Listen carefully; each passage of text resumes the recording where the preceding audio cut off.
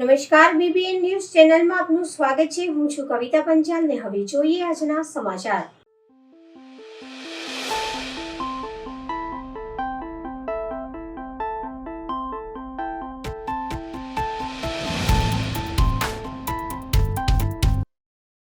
આજરોજ ભાદરણિયા સંજયનગર પ્રાથમિક શાળામાં જેટ પંપ તથા એટીવીટીની ગ્રાન્ટમાંથી ₹2 લાખમાં મધ્યાહન ભોજન માટેનું શેડનું ખાતમુહૂર્ત કરવામાં આવ્યું, જેમાં ગુજરાત વિધાનસભાના મુખ્ય નાયબ દંડક તથા બોરસદ વિધાનસભાના લોકલાડીલા ધારાસભ્ય શ્રી રમણભાઈ સોલંકી સાહેબના હસ્તે કરવામાં આવ્યું. તેમાં ઉપસ્થિત ગામના આગેવાનો, ગ્રામ્ય પંચાયત સભ્ય શ્રી જસભાઈ મંગળભાઈ ઠાકોર તથા જિલ્લા પંચાયત સભ્ય શ્રી ધવલભાઈ ઠાકોર તથા ગોહિલ રમણભાઈ સનાભાઈ તથા પ્રાથમિક શાળાના પૂર્વ પ્રિન્સિપાલ કાંતિભાઈ સાહેબ તથા ચાલુ પ્રિન્સિપાલ ચંદ્રિકાબેન તથા શાળાના શિક્ષક મિત્રો તથા ડેપ્યુટી સરપંચ શ્રી જગદીશભાઈ ડાભી તથા આગેવાનો શ્રીઓ તથા યુવાન મિત્રો તથા બહેનો તથા બાળકોએ આ પ્રસંગમાં હાજરી આપી તે બદલ તમામનો ખૂબ ખૂબ આભાર.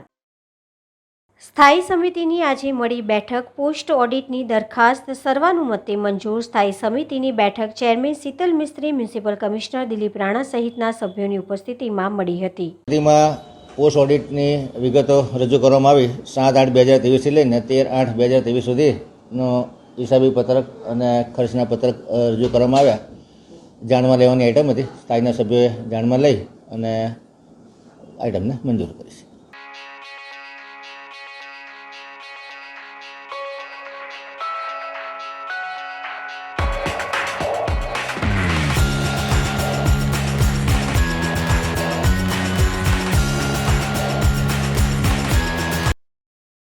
વડોદરાના સંસદીય બેઠકની 4 જૂનની 98 ટેબલો ઉપર 19 રાઉન્ડમાં થશે મતગણના. રાજ્યના મુખ્ય ચૂંટણી અધિકારી શ્રીમતી પી ભારતીએ આજે ગુરુવાર સવારે અહીંની પોલિટેકનિક કોલેજ સ્થિત મતગણના કેન્દ્ર મુલાકાત કરી પૂર્વ તૈયારીઓનું નિરીક્ષણ કર્યું હતું અને જરૂરી સૂચના કર્યા. તેમણે સુરક્ષા વ્યવસ્થાની પણ સમીક્ષા કરી હતી. આગામી તારીખ 4 જૂનના રોજ મતગણતરી પૂર્વે જિલ્લાના કેન્દ્રોની મુલાકાતની શ્રેણીમાં તેમણે વડોદરાની પણ મુલાકાત લીધી હતી. ખાસ કરીને વાઘોડિયા વિધાનસભાના બેઠકની પેટા ચૂંટણી અને લોકસભા બેઠક માટે કાઉન્ટિંગ હોલનું બારીકાઈથી નિરીક્ષણ કરી જરૂરી સૂચનો કર્યા હતા. કલેક્ટર અને વડોદરાના બેઠકના પ્રતિપેક્ષક અધિકારી શ્રી બીજલ શાહે કાઉન્ટિંગ સેન્ટર બાબતે પૂરક વિગતોના મુખ્ય ચૂંટણી અધિકારી સમક્ષ પ્રસ્તુત કર્યા હતા. મતગણનાના દિવસે પોલિટેકનિકના પ્રત્યેક માળ ઉપર અગ્નિશામક દળના જવાનો ઉપરાંત આરોગ્ય કર્મી ઉપસ્થિત રહેશે, જેથી આ પ્રકારની આકસ્મિક સ્થિતિને પહોંચી વળી શકાય. ઉપરાંત દરેક કાઉન્ટિંગ હોલ ઉપર પીવાના પાણીની પૂરતી વ્યવસ્થા કરવામાં આવી છે. સંચાર વ્યવસ્થા પણ કરવામાં આવી છે. તેમણે નિરીક્ષણ કક્ષ અને મીડિયા કક્ષની પણ મુલાકાત લીધી હતી. આ વેળાએ ડીસીપી શ્રી જુલી ગોઠિયા અને શ્રી જ્યોતિ પટેલ, નિવાસી અધિક કલેક્ટર ડૉક્ટર BS પ્રજાપતિ, નાયબ જિલ્લા ચૂંટણી અધિકારી શ્રી વિવેક ટાંક સહિતના અધિકારી ઉપસ્થિત રહ્યા હતા. આજ રોજ સવારે 9 કલાકે ગુજરાત રાજ્યના મુખ્ય ચૂંટણી અધિકારી શ્રી સુશ્રી પી ભારતી મેડમ વડોદરા લોકસભાની જ્યાં મતગણતરી થવાની છે તે પોલિટેકનિક કેમ્પસ ખાતે મુલાકાત લઈ અને સ્ટ્રોંગ રૂમ અને કાઉન્ટિંગ હોલને એની વ્યવસ્થાનું સંપૂર્ણ નિરીક્ષણ કરેલું અને નિરીક્ષણથી તેઓને જે પૂર્વ તૈયારીઓને આયોજન કરેલ છે તેનાથી સંતોષ વ્યક્ત કરેલ છે.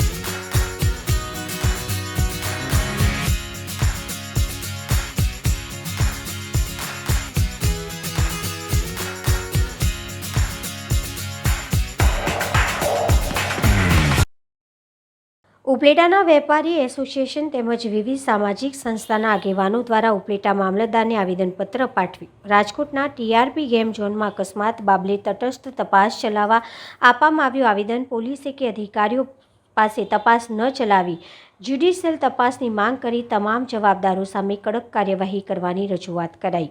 ઉચ્ચ અધિકારીઓ સામે પણ એફઆઈઆર નોંધાવવા માટે થઈ તમામ સમાજના આગેવાનો દ્વારા આવેદનપત્ર આપી સરકાર સમક્ષ માંગ કરી. ઉપલેટાના સમસ્ત વેપારી ઉદ્યોગ મંડળ અને સામાજિક સંસ્થા દ્વારા પાઠવવામાં આવ્યું આવેદનપત્ર. આ તપાસમાં બેદરકારી દાખવવામાં અધિકારીઓ સામે પણ કડક પગલાં લેવાની રજૂઆત કરવામાં આવી હતી. ઉપલેટા ચેમ્બર્સ ઓફ કોમર્સ પ્રમુખ વિનુભાઈ ઘેરવડા, પૂર્વ પ્રમુખ વિનુભાઈ ઘેરવડા. રાજકોટ ટીઆરપી ગેમ ઝોનમાં જે અગ્નિકાંડમાં પરિવારના સ્વજનો, બાળકો, મહિલાઓએ જે અગ્નિકાંડમાં મૃત્યુ પામેલ છે, આ ઘટનાને ગુજરાત આખામાં સમગ્ર ઘેરા પડઘા પડેલ છે. આ અનુસંધાને ઉપલેટા સમસ્ત ગામ વતી આજે મામલતદારને એક આવેદનપત્ર આપવામાં આવેલ છે. એમાં જણાવવામાં આવેલ કે આ ઘટનાના તમામ અધિકારીઓને એફઆરઆઈ થાય અને કડકમાં કડક સજા થાય એવી અમારી માંગ છે. આ ઘટના ગુજરાતમાં 3-4 બનેલી છે. આવી સુરતની તક્ષશિલા કાંડ, વડોદરાના હોળી દુર્ઘટના, એમ રાજકોટની પણ આ ગેમ ઝોનની ઘટના બનેલ છે. તેના પરિણામો આજ સુધી હજી કોઈ સ્પષ્ટ મળેલ નથી. તો આ ઘટનાને ધ્યાને લઈ તમામ અધિકારીઓ સામે કડકમાં કડક પગલાં લે અને ગુજરાત સરકાર તમામ જગ્યાએ ગેમ ઝોનમાં કડક ચેકિંગ કરી અને વ્યવસ્થિત રીતે એમાં અમલવારી કરાવે એવી અમારી ઉપલેટા શહેરની ગામજનોની માંગ છે. કૃષ્ણકાંત ચોટાઈ, પ્રમુખ લોહાણા મહાજન ઉપલેટા. તાજેતરમાં રાજકોટ ગેમ ઝોનમાં બનેલા બનાવમાં 28 થી 30 લોકોનો ભોગ લેવાનો તેમની દુઃખદ નોંધ ઉપલેટા શહેરના તમામ સમાજે લીધી છે અને એમના ભાગરૂપે આજે ઉપલેટા લોહાણા મહાજન, કડવા પટેલ સમાજ, ચેમ્બરના આગેવાનો, લેવા પટેલ સમાજના આગેવાનો, આહિર સમાજના આગેવાનોએ સાથે મળી અને ઉપલેટા મામલતદારને એક આવેદનપત્ર આપી અને આ બનાવમાં જે કોઈ પણ સંડોવાયા છે એની સામે કડકમાં કડક પગલાં લેવા અને ભવિષ્યમાં આવા બનાવો ન બને તે માટે જાગૃત રહી અને જ્યાં જ્યાં જરૂરિયાત હોય તે મુજબની સાધન સંપન્ન ઊભા કરવાની માગણી કરેલ છે. અને આ બનાવમાં જો પોલીસ પાસે કે અન્ય અધિકારીઓ પાસે તપાસ રહેશે તો અધિકારીઓને બચાવવાના પ્રયત્નો કરશે એવું અમે સ્પષ્ટ માનીએ છીએ. એટલે આ માટે જ્યુડિશિયલી તપાસ નિમાય અને કોઈ પણ અધિકારી જો આમાં બેદરકાર હોય કે એમને બેદરકારી દાખવી હોય તો એમની સામે પણ કડક પગલાં લેવા જોઈએ એવું અમે સ્પષ્ટ માનીએ છીએ. અને આ આવેદનમાં આજે મામલતદાર સમક્ષ માગણી પણ અમે કરેલ છે.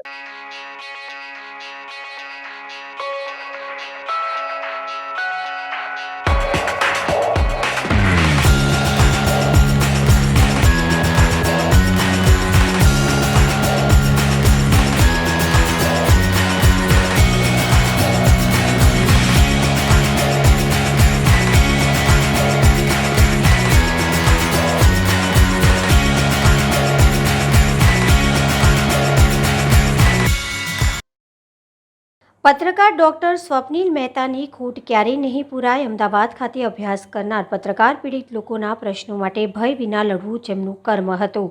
ગંભીર બીમારી સામે લડ્યા બાદ 28મી મે 2024ના રોજ તેમને આપણી વચ્ચેથી વિદાય લીધી. BBN ન્યૂઝની ટીમ તરફથી ડોક્ટર સ્વપ્નિલ મહેતાને હાર્દિક શ્રદ્ધાંજલિ અર્પણ કરવામાં આવે છે.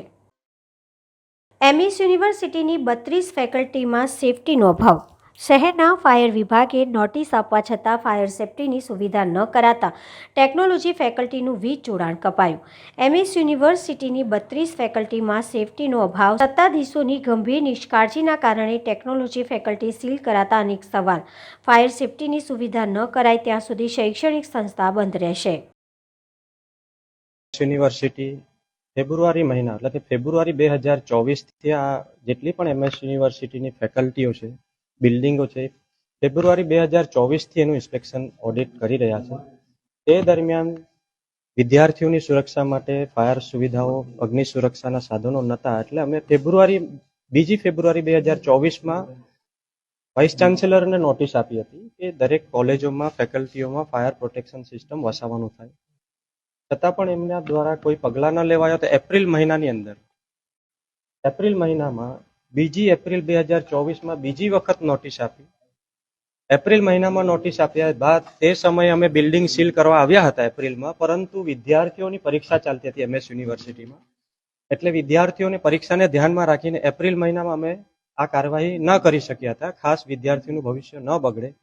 સાથે સાથે ચિંતા એ જ હતી કે કોલેજમાં, યુનિવર્સિટીમાં ફિક્સ ફાયર પ્રોટેક્શન સિસ્ટમ, અગ્નિ નિવારણ, જીવન સુરક્ષાના ઉપાયો નથી. એ બાબતે ધ્યાનમાં રાખીને અમે વારંવાર સંપર્ક કરતા હતા.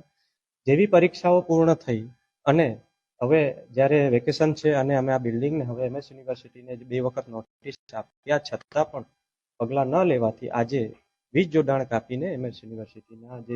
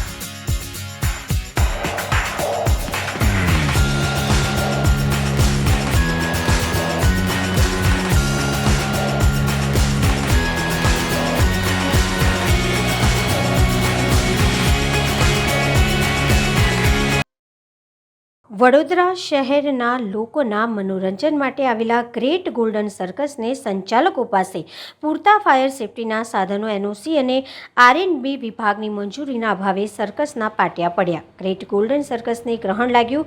તીવ્ર ગરમીના કારણે વિદેશી કલાકારો બીમાર પડતા સર્કસ સ્થગિત કરાયું હતું. સર્કસનો સામાન સમેટાયો. હવે તેઓ બીજા રાજ્યમાં જઈ રહ્યા છે. आगे कहीं ना कहीं कोई सेटिंग हो जाएगा तो सामान उठा लेगा. तो अभी आप जाओगे कहाँ? अभी कुछ डिसीजन नहीं है. आदमी 1-2 आदमी बाहर निकला हुआ है, स्टेज छोड़ के ट्राई कर रहे हैं जगह के लिए. जगह मिलेगा, हो गया तो. पर NOC वगैरह तो आपके पास था ना? खाली R&B का नहीं है ना यार. R&B का तो मेन है. R&B वाला बिल्कुल मना किया, हम देगा नहीं. अगर वो देने के लिए तैयार है तो हम वेट करता.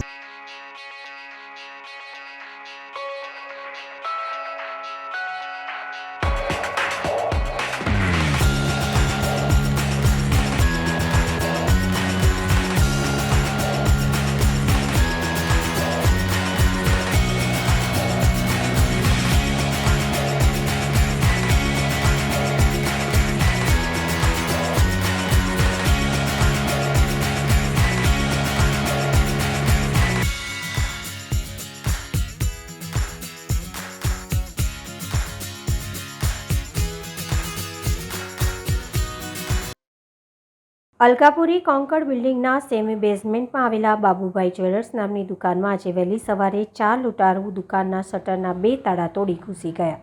બહાર ટ્રેમાં મૂકેલા 18 કેરેટના ₹2.2 લાખની કિંમતના 100 જેટલા દાગીનાની લૂંટ કરી ફરાર થતા દરમિયાન સિક્યુરિટી ગાર્ડ રાજેન્દ્ર પાલે તેમને પકડતા લૂંટારાઓ પૈકી એક જણાએ તેના માથાના ભાગે પાઇપ ફટકારી ઈજા પહોંચાડી હતી, જ્યારે અન્ય ગાર્ડો આવી જતાં લૂંટારૂ કારમાં ફરાર થઈ ગયા હતા. આ ભાગદોડ દરમિયાન 10 ચેન નીચે વેરણ પડી હતી. સયાજીગંજ પોલીસે આ અંગે લૂંટનો ગુનો નોંધી સીસીટીવી ફૂટેજના આધારે વધુ તપાસ હાથ ધરી છે. ગઈકાલ 29/5/2024ના સયાજીગંજ પોલીસ સ્ટેશનની હદમાં અલકાપુરી ખાતે બાબુભાઈ જ્વેલર્સ નામની જ્વેલર્સની શોપ આવેલ છે. એમના માલિક જિગ્નેશભાઈ બાબુભાઈ સોની છે, જે હવે પોલીસને જાણ કરેલી કે ગઈકાલ 29/4/5ના સવારના 4 વાગ્યાના અરસામાં 4 જેટલા ચોર ઈસમો આવી એમની જ્વેલર્સનું શટર ઊંચું કરી અંદર પ્રવેશી અને 18 કેરેટના રોઝ ગોલ્ડના 100 ગ્રામ જેટલી મુદ્દામાલ ચોરી કરી લઈ ગયેલ છે. આ ચોરી દરમિયાન વોચમેન જેનું નામ રાજેન્દ્ર પાલ છે, એમણે આ ચોરોનો સામનો કરતા આ ચોરોએ એમના માથાના ભાગે સળીઓ મારી ઈજા પહોંચાડી છે. આ મતલબે સયાજીગંજ પોલીસ તુરંત ઘટના સ્થળે પહોંચી ગયેલી અને આ ઘટના પરત્વે ગુનો રજીસ્ટર કરવામાં આવેલ છે. ઘટનાની ગંભીરતા જોતાં તુરંત જુદી જુદી ટીમો બનાવવામાં આવેલી અને ખાસ આ 4 ચોર ઈસમો કઈ રીતે આવ્યા અને કઈ દિશામાં ભાગ્યા હતા ત્યાં નાકાબંધી પણ કરવામાં આવેલી, જેમાં પ્રાથમિક તપાસમાં પોલીસને એક ઇકો કાર સીસીટીવી ફૂટેજના માધ્યમથી જોવા મળે છે અને આ કાર જે દિશામાં ગઈ છે એ દિશામાં હાલ પોલીસ તપાસ ચાલુ છે. એકંદરે હ્યુમન ઇન્ટેલિજન્સ અને સીસીટીવી ફૂટેજના માધ્યમથી આ ટીમો કામ કરી રહી છે. ફોરેન્સિક સાયન્સ ઓફિસર્સ, ફિંગરપ્રિન્ટ અને ડોગ સ્ક્વોડની પણ મદદ લેવામાં આવી છે અને ઝડપથી ગુનો શોધાઈ જાય એ દિશામાં પોલીસે પ્રયત્નો હાથ ધરે છે. આ વર્ષે ગરમીનો પ્રકોપ ઘણો છે, ત્યારે આજે છાણી હેડક્વાર્ટર્સમાં ફરજ બજાવતા ASI દિલીપ માલુસરેને સવારે ગભરામણ થતાં સયાજી હોસ્પિટલમાં ખસેડવામાં આવ્યા હતા, જ્યાં તબીબોએ તેઓને મૃત જાહેર કરતા પરિજનોમાં શોકની લાગણી ફેલાઈ છે.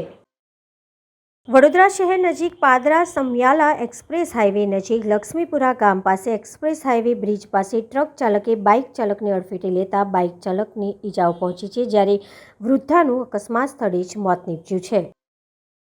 છોટાઉદેપુર નગરમાં છોટાઉદેપુર અલીરાજપુર હાઈવે ઉપર SF હાઈસ્કૂલ 4 રસ્તા પાસે કરવામાં આવેલા ગેરકાયદેસર દબાણો દૂર કરવામાં આવતા કોઈ અવરોધ કે નડતર તંત્રને નડ્યો ન હતો. પ્રાપ્ત વિગત અનુસાર છોટાઉદેપુર શહેરમાં નગરપાલિકા વિસ્તારની હદમાં વોર્ડ નંબર 2માં 1-2 નંબરી સર્વે નંબરમાં ઘણા વર્ષો પહેલા નગરના રાજકીય ઈસમોને બિન અધિકૃત દબાણ કરી પાકા બાંધકામ બનાવી નાખ્યા હતા. તત્કાલીન રાજકીય નેતાઓના આશીર્વાદ અને અધિકારીઓના સંબંધને કારણે આ ગેરકાયદેસર દબાણો દૂર શક્યા. આ ગેરકાયદેસર દબાણ ધારકોને ગત 30મી તારીખે નોટિસ આપી દબાણ સ્વૈચ્છિક દૂર કરવા નોટિસ પાલિકાએ આપી હતી, પરંતુ દબાણો કોઈએ દૂર કર્યા ન હતા, જેથી વર્તમાન કલેક્ટર અનિલ ધામેલિયાની સૂચનાથી વર્તમાન મામલતદાર RR ભાભોર, વહીવટદાર નગરપાલિકા છોટાઉદેપુર અને ચીફ ઓફિસર ભાવિક બારજોડની સીધી દેખરેખ હેઠળ ચુસ્ત પોલીસ બંદોબસ્ત સાથે દબાણ શાખા સ્ટાફ અને નગરપાલિકા સ્ટાફ તેમજ દબાણ તોડવાના સંસાધનો સાથે રાખી તમામ ગેરકાયદેસર દબાણ તોડી પાડવામાં આવ્યા હતા અને આ જ સર્વે નંબરમાં બીજા 40 જેટલા પાક્કા દબાણ ધારકોને નોટિસ પાઠવી સમય મર્યાદામાં દબાણ દૂર કરવા જણાવ્યું છે. આગામી દિવસોમાં આ મકાનો બાબતે શું નિર્ણય લેવામાં આવશે તે આવનારા ભવિષ્યમાં સામે આવશે. છોટાઉદેપુર નગરપાલિકા વિસ્તારમાં અલીરાજપુર રોડ પર SF હાઈસ્કૂલની સામે જે 3 નંબરી સર્વે નંબર આવેલ છે, જેમાં કેટલાક ઈસમો દ્વારા પાકા મકાનોનું બાંધકામ કરેલ, જે અંગે મેમન કલેક્ટર સાહેબની સૂચના અનુસાર આજરોજ દબાણ દૂર કરવાની કાર્યવાહી કરવામાં આવે છે. સદર દબાણદારને લગભગ 20 તારીખે નોટિસ આપી દબાણ ખુલ્લું કરવા જણાવેલ, પરંતુ તે દ્વારા કોઈ કાર્યવાહી ન કરતા આજરોજ નગરપાલિકાની ટીમ તથા મહેસૂલી સ્ટાફ દ્વારા દબાણ દૂર કરવામાં આવી રહેલ છે અને સદર સર્વે નંબરમાં આવેલ બીજા 40 જેટલા મકાન માલિકોને દબાણ બાબતે નોટિસ આપવામાં આવેલ છે. તે કાર્યવાહી આ પછી હાથ ધરાય. મહેરબાન કલેક્ટર સાહેબને ફક્ત બિન નંબરી સર્વે નંબર છે એ મહેસૂલ ખાતાની જવાબદારી છે, એટલે હાલમાં આ દબાણ દૂર કરવા સૂચના આપેલ છે.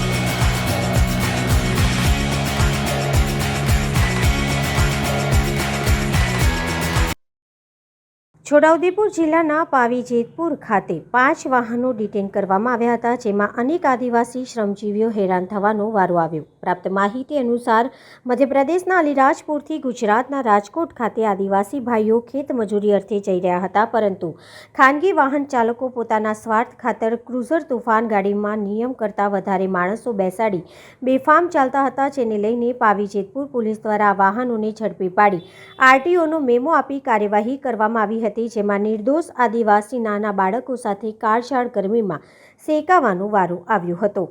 શું મધ્યપ્રદેશ અને ગુજરાતની બોર્ડરથી આવા વાહનો પસાર થવા દેવામાં આવે છે, જે મોટર વ્હીકલ એક્ટના નિયમોને નેવે મૂકીને વાહન ચાલકો બમણો નફો કમાવા લોકોના જીવ સાથે ચેડા કરી રહ્યા છે, જ્યારે મધ્યપ્રદેશ અને ગુજરાતની બોર્ડ ક્રોસ કરી જતા હોય તો પોલીસ ચોકી પર ખૂબ જ સવાલો ઊભા થાય છે. આવા વાહનો રોડ પર ચાલતા હોય, જ્યારે આ વાહનો ગુજરાતમાં પ્રવેશી જતા જેતપુર પોલીસ દ્વારા અટકાયત કરી કાર્યવાહી કરવામાં આવી હતી. નેન્સી મામલે B division ACP R D કવાનું નિવેદન. પોલીસે એફઆઈઆરમાં એમવી એક્ટ 199 કલમનો ઉમેરો કરવા ગઈકાલે કોર્ટમાં અરજી દાખલ કરી. અકસ્માતના 85 દિવસ બાદ લક્ષ્મીપુરા પોલીસ જાગી. એસીપીએ કહ્યું, તપાસ અધિકારીએ તપાસ ખૂબ જ ધીમી ગતિએ કરી છે, જે મામલે ખુલાસો પૂછાશે. તપાસ અધિકારી પીએસઆઈ વિજયકુમાર પાંડવની પૂછપરછ પણ કરાશે. પોલીસે અકસ્માતના બીજા દિવસે જ સગીરના પિતા સુનિલભાઈ મનહરભાઈ ઈદેવને નોટિસ આપી પૂછપરછ કરી હોવાનો એસીપીનો દાવો. પોલીસે હજી સુધી સગીરની સ્પોર્ટ્સ બાઇક પણ જપ્ત નથી કરી, માત્ર આરટીઓનો મેમો આપીને સંતોષ માન્યો. પોલીસે આઈપીસી 279, 337, 338, 427, એમવી એક્ટ 177, 184 હેઠળ ગુનો કર્યો છે દાખલ. સગીરનો પોલીસે આલ્કોહોલ લીધો છે કે નહીં તેનો રિપોર્ટ પણ નથી કરાવ્યો, બ્લડ સેમ્પલ પણ નથી લીધા. સગીરના પિતા સામે પોલીસે હજી ગુનો નથી કર્યો દાખલ અને નથી ધરપકડ કરી. आरटीओ में लाइसेंस सस्पेंड माटेनी कोई पण कार्यवाही नहीं करी. लक्ष्मीपुरा इलाके में एक एक्सीडेंट का बनाव 8 मार्च को अकर्ड हुआ था. इसी सिलसिले में पुलिस ने एफआईआर रजिस्टर की और जो विक्टिम्स थी वो हॉस्पिटलाइज थी और वो स्टेटमेंट करने के काबिल नहीं थी, यानी अनकॉन्शियस थी. तो उसका सारवार सर्टी डॉक्टर के पास से लिया. जो इंसिडेंट अकर्ड हुआ था वहीं का पंचनामा पर किया है और जो एक्यूज़ है, एक्यूज़ माइनर है, तो जुवेनाइल जस्टिस एक्ट के तहत उसको नोटिस देके और उसके पिता को भी नोटिस देके आगे की कार्यवाही की है. सर, नैन्सी 80 दिनों से कोमा में है, इसके बावजूद भी एक्सीडेंट करने वाले युवक को गिरफ्तार क्यों नहीं किया गया? वो प्रोसीजर जुवेनाइल जस्टिस एक्ट के मुताबिक करनी होती है, तो इसी हिसाब से हमने किया है. इस मामले पुलिस ने क्या क्या सबूत जुटाए हैं और आगे क्या कार्यवाही होगी? इसी मामले में सीसीटीवी फुटेज और जो क्राइम में यूज़ हुआ था वो व्हीकल्स और स्टेटमेंट के हिसाब से एजेंसी. सर, आपने बताया कि उसके पिता को नोटिस पुलिस ने दी है, कब उनको नोटिस दी? 9 मई, दूसरे दिन जो इंसिडेंट अकर्ड हुआ उसके 2 दिन बाद एफआईआर 8 तारीख को रजिस्टर हुई और 9 तारीख को उसके फादर को नोटिस दिया. अभी आपने बताया कि कल ही आपने नोटिस दी उसके पिता को? नहीं, सैंक्शन एडिफिकेशन के लिए रिपोर्ट किया है. अच्छा, उनके पिता को पूछताछ के लिए बुलाया पुलिस ने?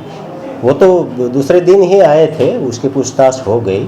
अभी इन्वेस्टिगेशन में आईओ को ऐसा लगता है कि उसके खिलाफ एक सैंक्शन एडिफिकेशन करना है, तो कल की तारीख में कोर्ट में रिपोर्ट पेश किया. क्या धाराएं के तहत केस दर्ज किया गया आपका मामला? एक्सीडेंट की धारा है 279, 337, 338, 432, और MV एक्ट 177/184। और जो अपने एडिशनल जो रिपोर्ट दिया है धारा ऐड करने की वो कौन सा है? MV act 199 199। सर आपने RTO में कोई प्रोसीजर किया है कि हाँ। ये जो सगीर है उसको लाइसेंस ना मिले या फिर हाँ, व्हीकल का father फिटनेस license suspend हो? जो चेकअप होता है उसके बारे में भी प्रोसीजर किया है, उसके लाइसेंस के बारे में रजिस्टर हुआ है कि नहीं वो बारे में भी इन्वेस्टिगेशन किया है। नहीं, उनको जो लाइसेंस जो है जैसे ये अभी माइनर है तो पुणे के केस में फिलहाल आपने सुना होगा कि जिन्होंने एक्सीडेंट किया है उसको 25 साल तक लाइसेंस नहीं देगा गवर्नमेंट। तो ये कुछ प्रोसीजर अपने वहाँ से हुई है या फिर उनके फादर का लाइसेंस जो है वो सस्पेंड हो जाए, इस तरह की कोई प्रोसीजर की गई है? नहीं, ये जो एक्यूज है उसके खिलाफ ये प्रोसीजर अभी करेंगे। फादर को अभी तक अरेस्ट क्यों नहीं किया? फादर के खिलाफ सेक्शन एडिफिकेशन का रिपोर्ट दिया है, उसके बाद उसके खिलाफ जो लीगल प्रोसीजर तय करने के लिए हम करेंगे। कितने दिन में सर वारदात को आज हम बात कर रहे हैं तो वारदात को कितने दिन? कोर्ट आज सेक्शन करती है तो आज ही करेंगे। ये पूरी घटना को कितने दिन हुए? 8 मार्च को अकर्ड हुआ था इंसिडेंट। तो क्या मानते हैं ये जो इन्वेस्टिगेशन ऑफिसर है इतना धीमी गति से उन्होंने कार्रवाई की है तो उसके बारे में कुछ उसका खुलासा पूछताछ होगी? हाँ, हम चेकअप करेंगे इसके बारे में, अगर उसकी लेक्विना है आईओ की हम उसके खिलाफ एक्शन लेंगे। बाइक रिटर्न किया सर, आरोपी का जो बाइक रिटर्न करना चाहिए? हाँ, RTO की प्रोसीजर जो मेमा था वो दिया। વડોદરાના કારેલીબાગ વિસ્તારમાં આવેલ આમ્રપાલી કોમ્પ્લેક્સમાં વર્ષોથી સેફટી સાધનો NOC વિના ધમધમતી ખાણીપીણીની દુકાનો હોટલો આજે તંત્રના ધ્યાને આવતા અનેક સવાલો। રાત્રિ સમયે લોકોનું માનીતું સ્થળ બનેલા આમ્રપાલી કોમ્પ્લેક્સમાં ગંભીર નિષ્કાળજી, દુકાનો પર નોટિસ લગાવી જનરેટર સહિતના વીજ જોડાણ કપાયા। બંસલ સુપરમાર્કેટમાં અધિકારીઓ દ્વારા તપાસ, સંચાલકે ફાયર NOC લીધી ન હોવાની માહિતી, વીજ પુરવઠો બંધ કરાયો, પરમિશન લેવાની તાકીદ। રાજકોટની ઘટના બાદ અને એની પહેલાં પણ અમે લોકોએ આમ્રપાલી છે અને કોમ્પ્લેક્સોમાં B10 નોટિસ ફાયરની આપેલી હતી, પણ રાજકોટની ઘટના બાદ તાત્કાલિક આપણા VMCના કમિશનર સાહેબ એક મિટિંગ બોલાવી હતી અને VMCની ટીમ તૈયાર કરી હતી।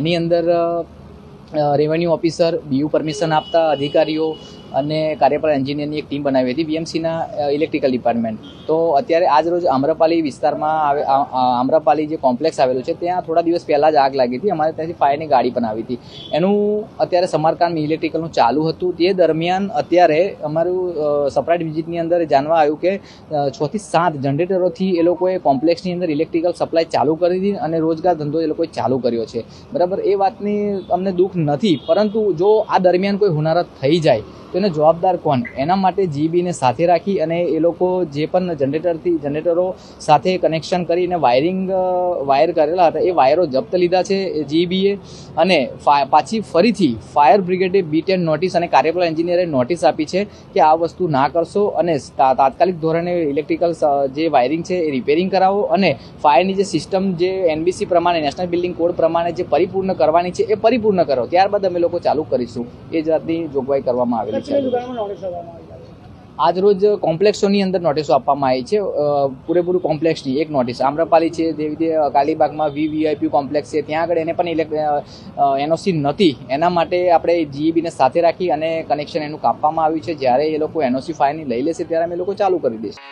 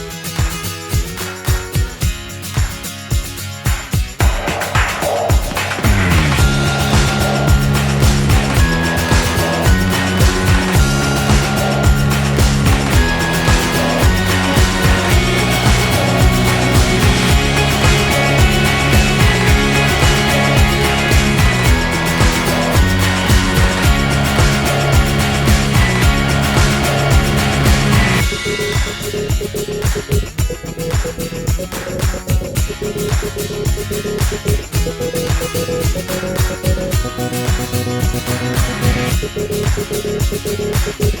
હતા આજના સમાચાર. આવતીકાલે ફરી મળીશું આ ચેનલ પર આ સમય. ત્યાં સુધી સમગ્ર BBN ન્યૂઝ ચેનલની ટીમને રજા આપશો. નમસ્કાર.